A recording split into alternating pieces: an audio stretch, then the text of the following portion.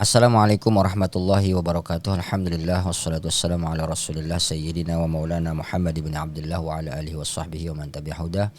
La haula wala quwwata illa billah ma ba'du. Sahabat-sahabat berguru ngaji, selamat datang kembali di channel ini. Mudah-mudahan kita semua senantiasa diberikan kesehatan, keafiatan oleh Allah Subhanahu wa taala, diberikan kemudahan, diberikan rezeki dan umur yang barokah oleh Allah Subhanahu wa taala. Amin ya rabbal alamin.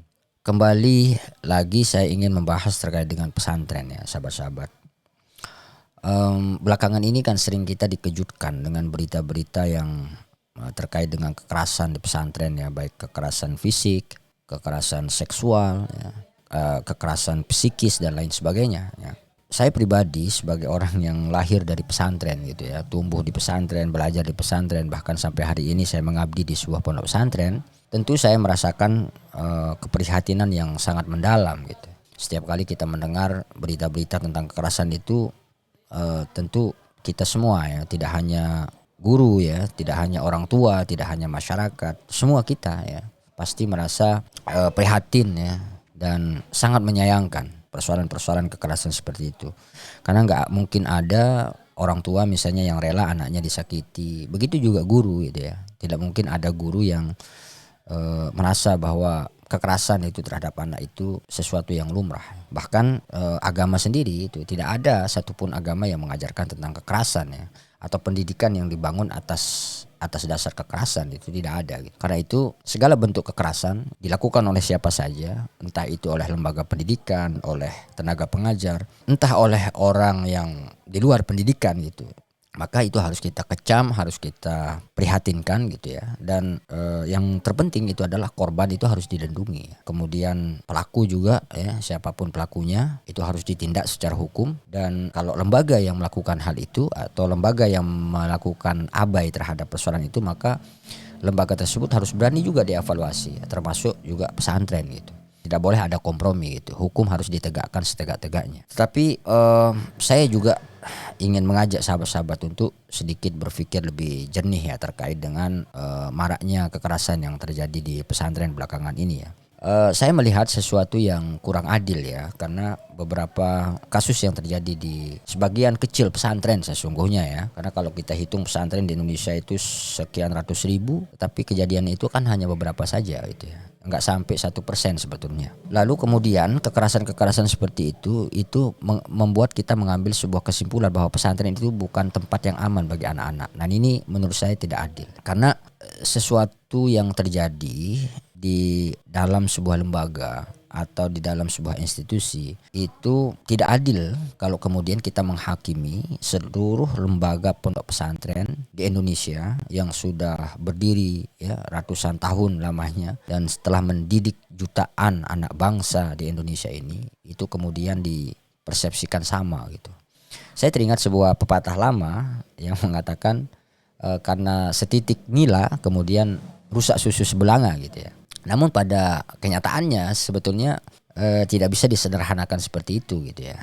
Kalau guru misalnya melakukan pelanggaran di sekolah umum gitu atau di sekolah negeri gitu ya, apakah kemudian semua sekolah negeri itu berbahaya? Kalau misalnya ada dosen yang melakukan kekerasan di kampus misalnya, apakah semua perguruan tinggi di Indonesia atau di dunia itu gagal mendidik mahasiswa misalnya? Begitu juga kalau misalnya ada orang tua yang menyakiti anaknya di rumah gitu ya. Karena banyak kan kasus-kasus itu kekerasan rumah tangga gitu ya, anaknya disiksa dan sebagainya. Apakah itu kemudian kita menganggap seluruh keluarga itu menjadi tempat yang tidak baik untuk tumbuh kembang anak begitu? Kan tentu sama sekali tidak gitu ya. Maka kita di sini harus bedakan antara perilaku dan sistem atau lembaga atau institusi yang melakukan itu gitu ya. Perilaku orang-orang yang melakukan kekerasan itu ya tentu saja berbeda dengan institusi atau lembaga atau apa saja yang tempat mereka melakukan hal itu gitu. Artinya bukan keluarganya yang salah, bukan sekolahnya yang salah gitu ya, bukan kampusnya yang salah, tetapi perilakunya ini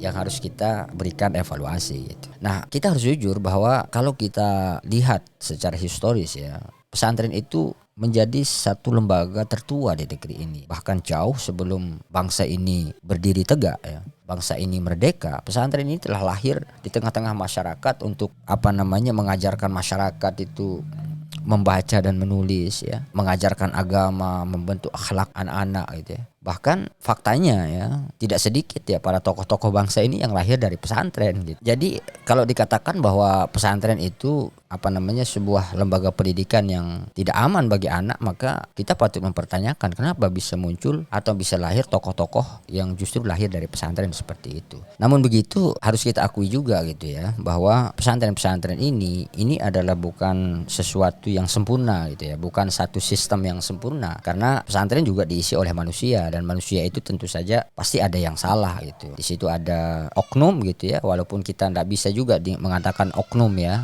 untuk membela gitu ya, karena kadang-kadang kalau orang bilang oknum itu kadang-kadang untuk membela diri agar supaya nggak dikritik gitu ya. Saya nggak ingin mengatakan begitu sebenarnya, tetapi kita akui bahwa pesantren itu bukan sebuah sistem yang sempurna, tetapi pesantren juga kita lihat mulai melakukan pembenahan gitu ya. Misalnya kita lihat beberapa pesantren itu melakukan pengawasan ya santri secara ketat ya. Ada yang sistem istilahnya ya, lembaga di sebuah pesantren itu yang tempat mengadu pada santri kalau mengalami kekerasan gitu. Itu banyak pesantren-pesantren yang sudah mengadaptasi itu ya. Bahkan ada yang bekerja sama dengan lembaga perlindungan anak misalnya, ada yang menyediakan lembaga konseling untuk santri, ada yang menyusun tata tertib khusus ya yang lebih rigid ya tentang kekerasan ya, bullying dan lain sebagainya. Ini menunjukkan bahwa pesantren itu sebenarnya tidak anti kritik gitu.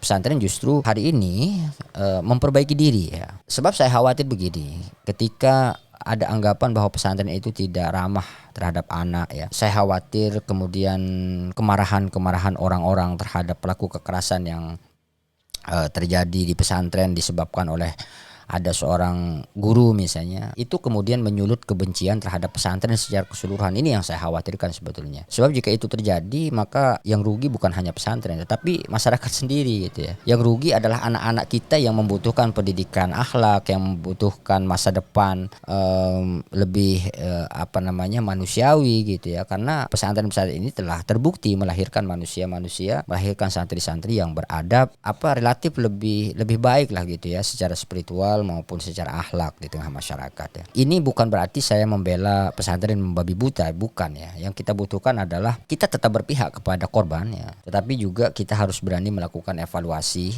terhadap sistem pesantren yang ada hari ini. Kita harus mengatakan bahwa pelaku-pelaku yang ada hari ini itu boleh kita katakan ya menghancurkan nama guru ya, nama pimpinan pesantren ya. Begitu juga pesantren-pesantrennya, kalau memang itu terjadi secara sistemik misalnya, pesantrennya itu juga yang melakukan itu telah merusak nama pesantren secara keseluruhan. Maka sebagai orang pesantren, saya ingin video ini sebagai kritik yang tidak kehilangan objektivitas gitu ya. Bagaimanapun juga pesantren itu juga harus memperbaiki diri ya, harus berbenah ya. Kalau mungkin selama ini belum ada lembaga yang sebagai tempat curhat atau tempat pelaporan, maka harus dibuat ya. Saya lupa nama lembaga yang diadakan di beberapa pesantren itu ya.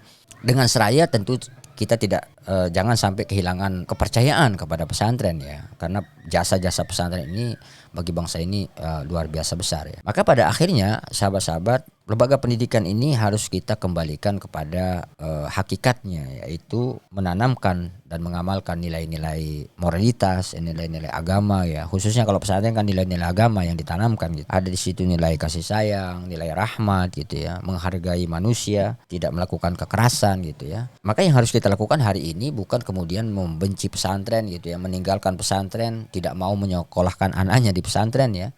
Tetapi saya mengajak gitu ya, untuk mari kita benahi bersama-sama gitu ya, berjamaah untuk kemudian mengembalikan hakikat pendidikan, hakikat pesantren ini kepada nilai-nilainya yang asli gitu ya. Seraya terus kita saling mengawasi ya, dan kemudian pesantren ini kemudian tetap dipercaya oleh masyarakat. Mungkin hanya itu sahabat-sahabat, mudah-mudahan ada manfaatnya. Wallahu a'lam bishawab, wallahul muwaffiq ila aqwamit thoriq. Wassalamualaikum warahmatullahi wabarakatuh.